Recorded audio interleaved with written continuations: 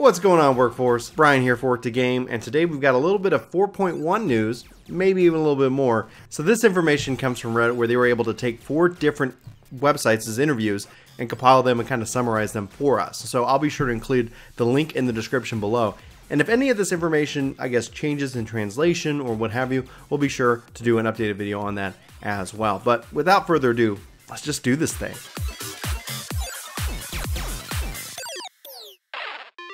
So it was confirmed that before we actually see patch 4.1 that we're going to see a couple other little minor updated, fixes that might adjust some things or make some adjustments to PvP.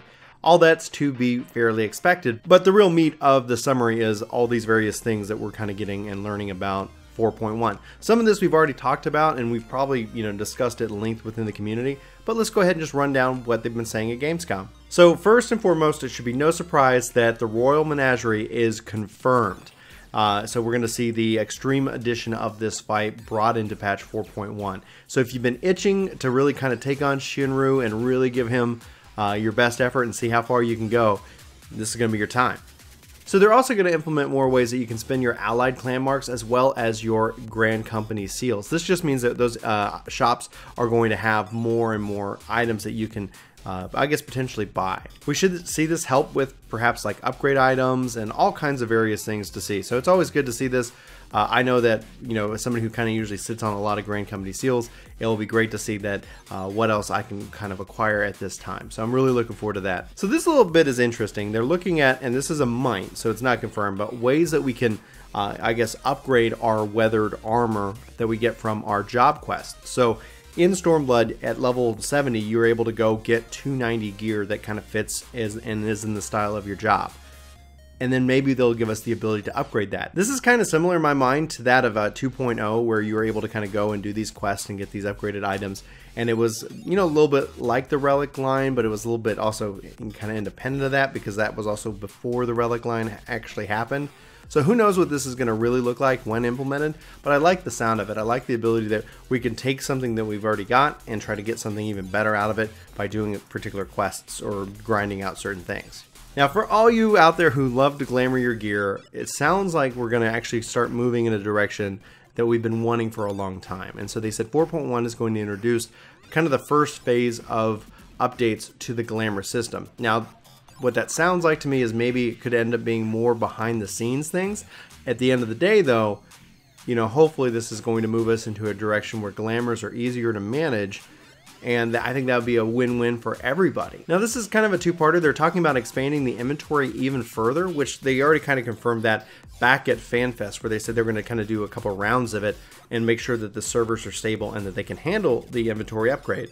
But the second piece here is what's interesting. They're looking at allowing items to stack more than 99. And so right now the maximum stack on an item is 99, while if you look at like shards and clusters and all that, they can go up to 9,999. If this is true, this could be fantastic for the community. They're talking about making items stackable up to 999.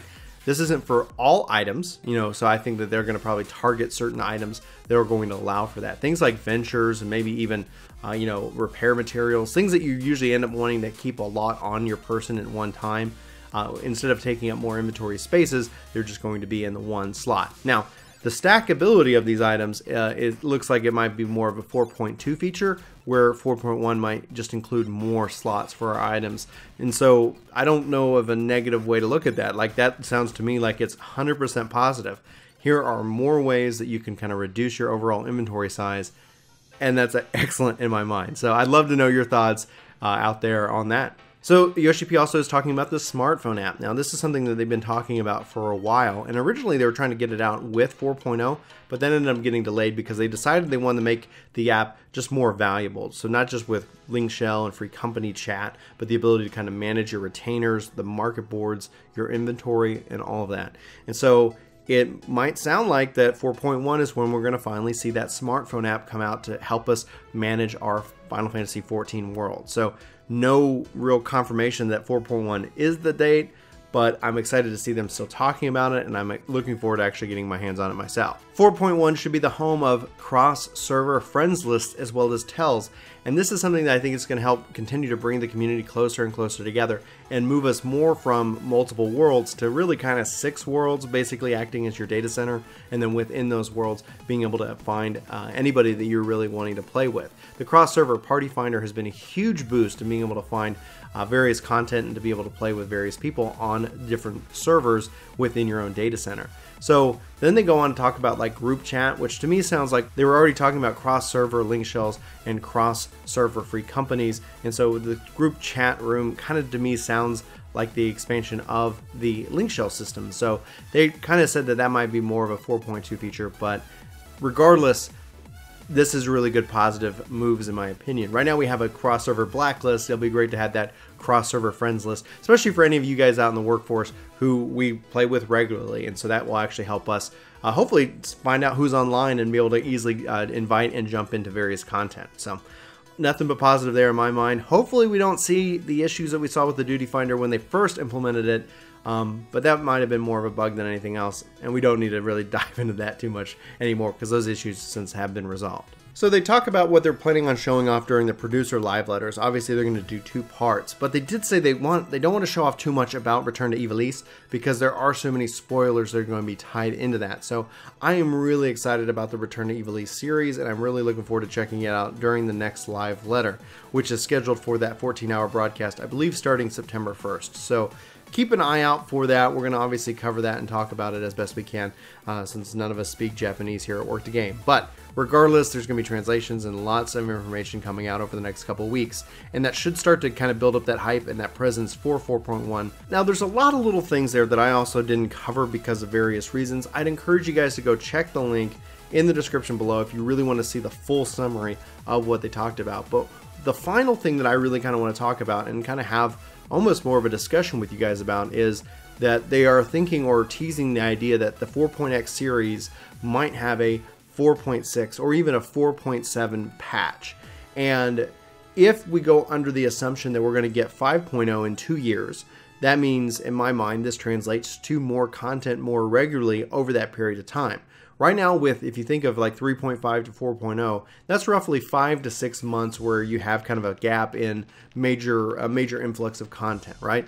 And so this in and of itself seems like, yeah, we could see more content more often. I don't know if that's going to say that there's definitely going to be, story or all these kind of bigger things that are tied into those later updates. But the numbering of the 3.5 to 3.55 to A and B, it just kind of also seemed a little bit ridiculous. So this might just mean we get the same amount kind of from a content delivery perspective, but they just might rename those final patches to kind of encompass what they really entail.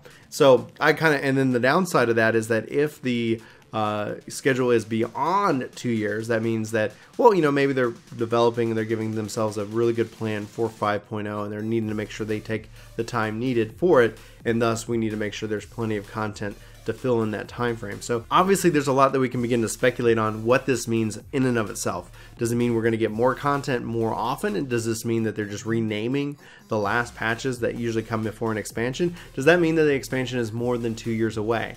I'd love to know your thoughts and kind of where you kind of gauge that from, because it impacts us all. Not necessarily in a negative way, because again, if this means more content more often, that to me says that Square Enix is really investing in this game more, because more like let's just say that instead of every 3.5-4 months, that they were able to get back into kind of that 3 months cycle on a regular basis. That's just that more content every 3 months, and you don't have that long of a gap between each patch. And finally, I like to think on if this was, happened with the last expansion cycle, where from 3.0 to 3.1, it felt like 5 months between those patches. It really wasn't, but it was a long time. It really kind of didn't really kick off until middle of November, in reality. And so from June to November, that just was this huge gap.